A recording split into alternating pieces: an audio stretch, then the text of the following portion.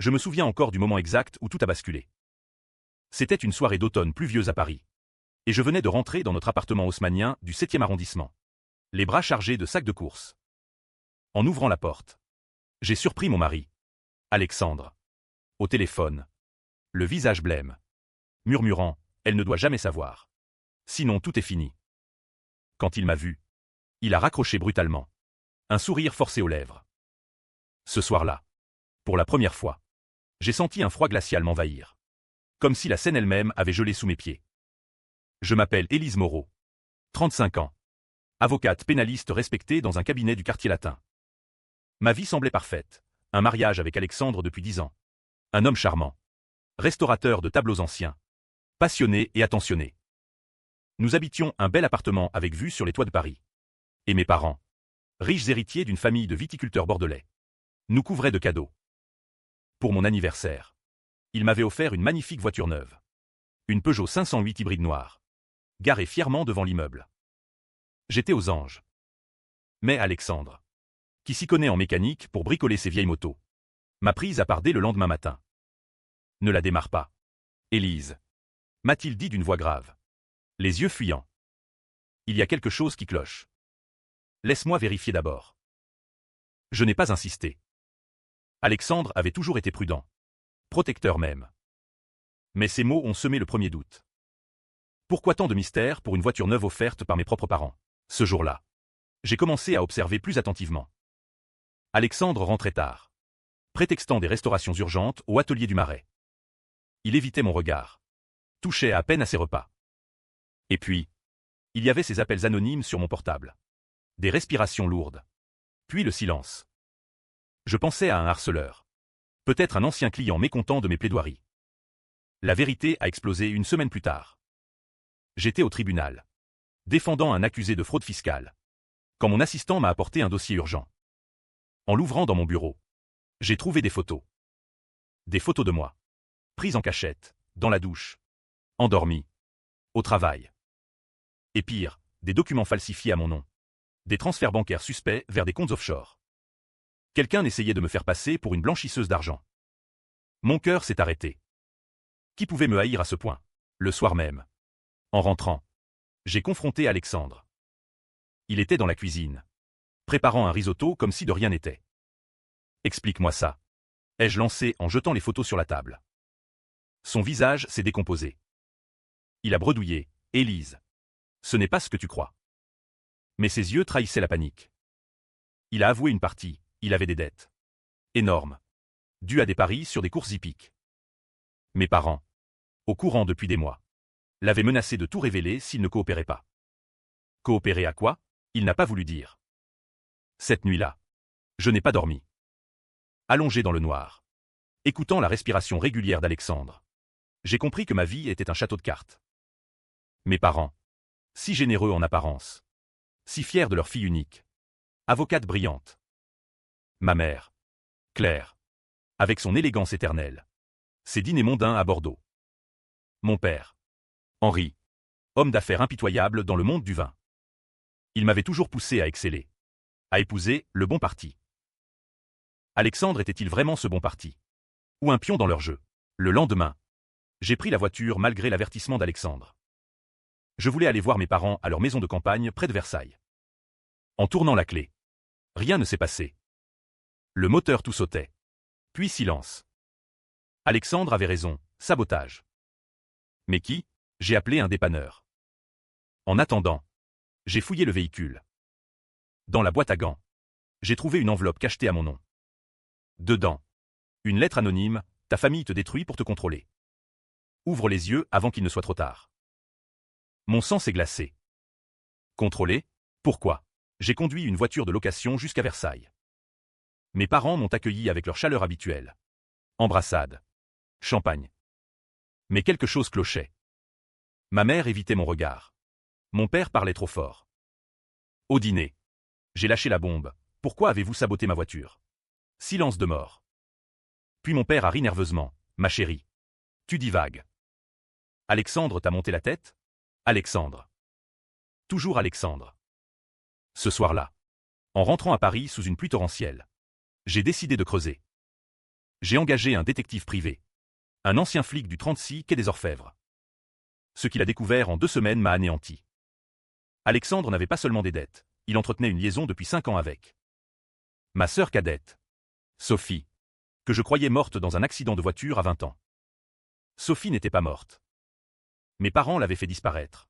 L'avaient envoyée en Suisse avec une nouvelle identité. Parce qu'elle était enceinte d'Alexandre. Avant même notre mariage. La trahison était abyssale. Mes parents avaient orchestré tout, présenté Alexandre à moi pour réparer ses erreurs. Me marier à lui pour le tenir en laisse. Et utiliser mes compétences d'avocate pour blanchir leurs propres affaires douteuses dans le vin, évasion fiscale. Contrefaçon. La voiture, un cadeau empoisonné.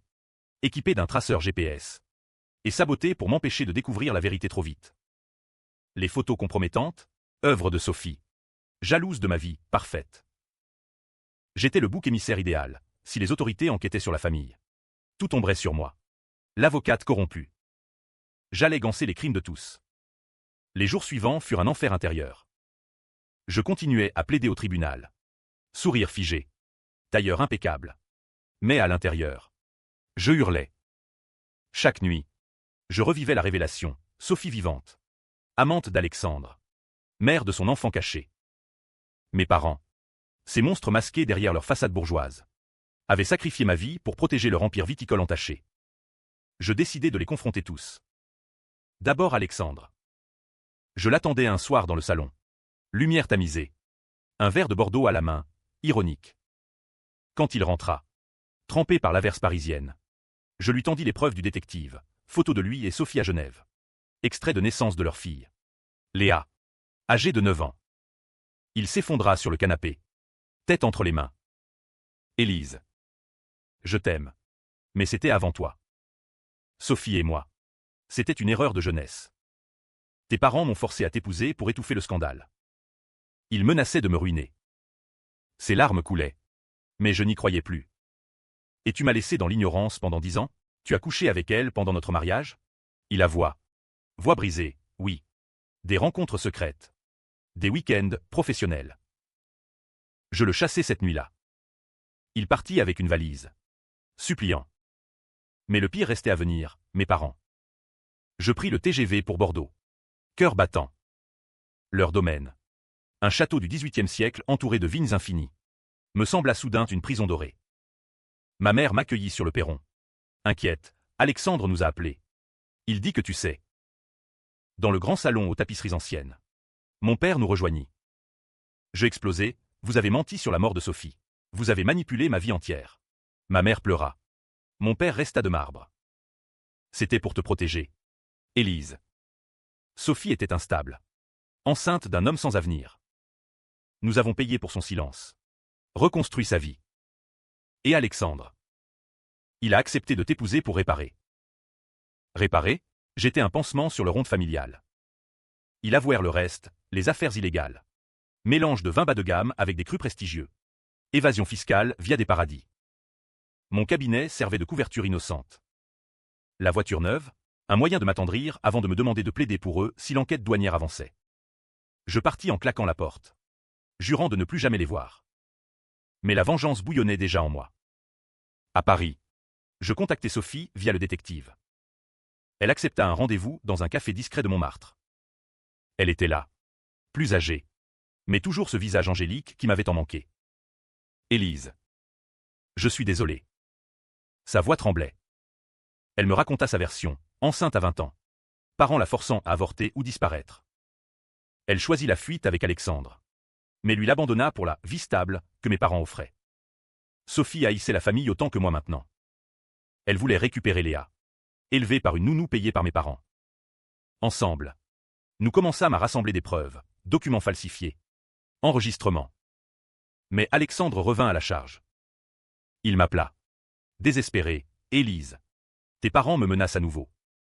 Ils disent que si tu parles, ils te détruiront en premier. Je ris amèrement. Il voulait revenir.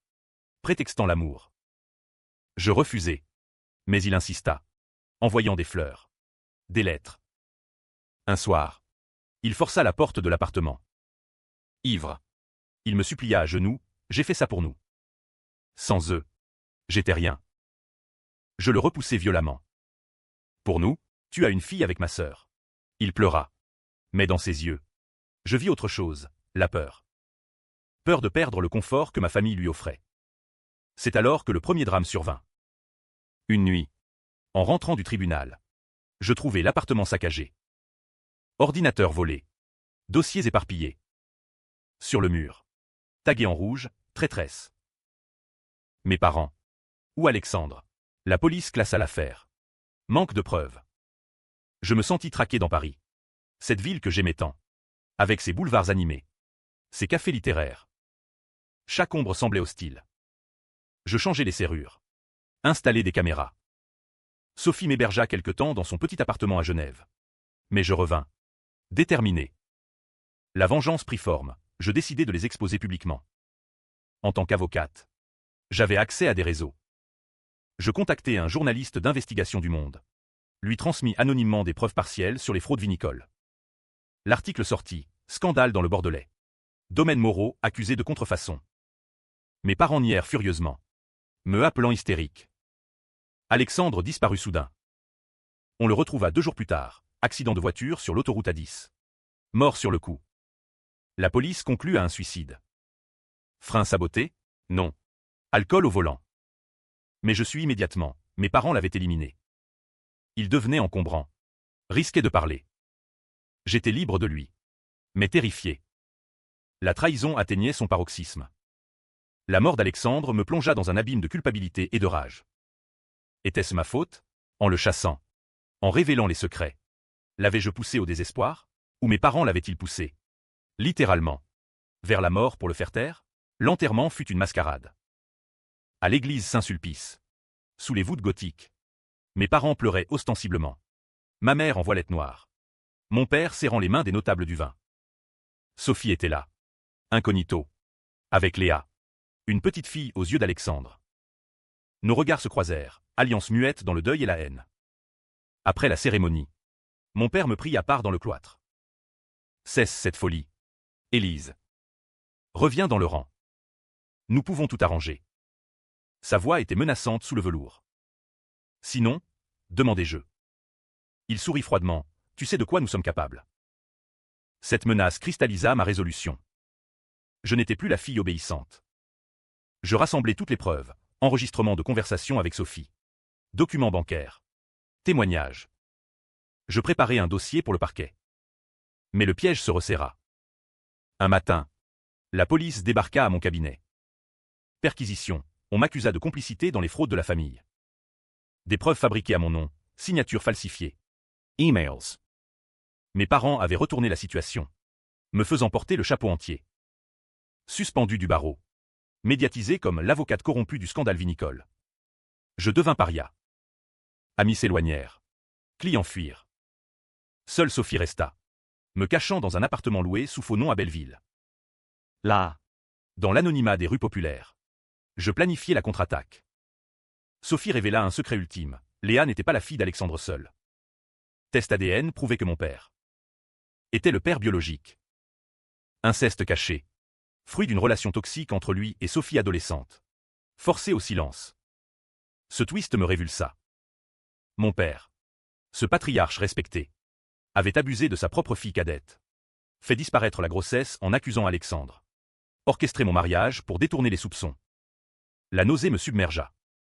Toute ma vie était bâtie sur ce mensonge monstrueux. Sophie, brisée, voulait vengeance autant que justice pour Léa. Nous décidâmes d'un plan audacieux, confronter mon père publiquement. Avec preuve ADN. Lors du prochain salon Vinexpo à Bordeaux.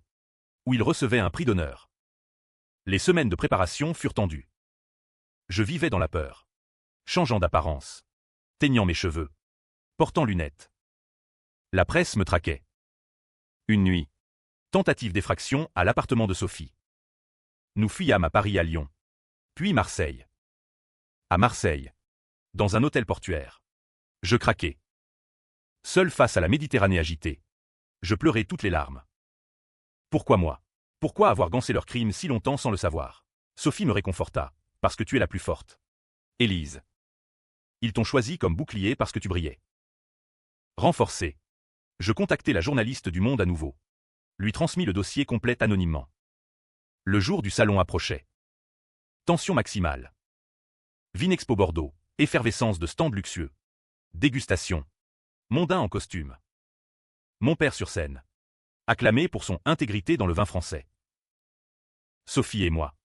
Déguisés. Nous infiltrâmes. Léa resta cachée avec une babysitter de confiance. Au moment du discours. Je montai sur scène. Micro arraché. Mesdames et messieurs. Voici la vérité sur Henri Moreau. Je projetais les preuves sur grand écran. ADN.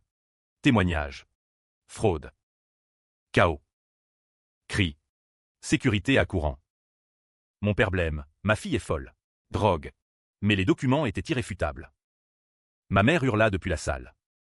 Sophie apparut. Révélant son identité, je suis Sophie Moreau. Censée morte. Violée par mon propre père. Scandale absolu. Caméra flashait. Journaliste en transe. Mon père tenta de fuir. Mais arrêté sur place par police alertée anonymement. Ma mère s'effondra. Moi. Menotté pour intrusion. Mais libéré vite, héroïne ou folle. Les médias divisaient. Les jours suivants, procès médiatisé. Mon père nia tout. Accusant manipulation. Mes preuves accumulées. Témoins émergèrent. Je témoignai. Voix ferme malgré larmes. Société française choquée, débat sur abus dans famille bourgeoise. Fraude dans vin. Mais twist, Alexandre n'était pas suicidé. Enquête révéla frein saboté par un homme de main de mon père. Mon père avait tué pour protéger secret. Jury divisa. Mais condamnation, perpétuité pour abus. Meurtre. Fraude. Ma mère. Complice silence. Prison. Sophie récupéra Léa. Moi, réhabilité. Mais brisé. Après le verdict, Paris me sembla étrangère. Les rues que j'arpentais, café où je plaidais, tout portait marque de trahison. Je repris mon cabinet lentement. Clients revenant par curiosité ou solidarité. Sophie et Léa s'installèrent près de moi. Nous construisîmes lien sororal vrai. Tardif. Mais vengeance inachevée, mon père. En prison. Manipulé encore. Appel menaçant via avocat. Un soir. Lettre de lui, tu regretteras. Élise. La famille pardonne pas. Peur revint. Je renforçai sécurité. Puis. Enquête révéla plus. Mon père avait commandité saccage appartement. Photos compromettantes pour me discréditer. Tout connecté. Je décidai coup final, livre témoignage. La trahison des vignes. Best-seller controversé. Lecteurs divisèrent. Certains me voyaient vengeresse justicière. Autres filles dénaturées détruisant famille. Débat télévisé. Menaces lettres anonymes. Une nuit. Agression rue. Homme masqué me poignarda légèrement. Message, pour Henri. Police arrêta tueur à gage. Lié à mon père. Preuve supplémentaire. Transfert à perpétuité renforcée. Isolement.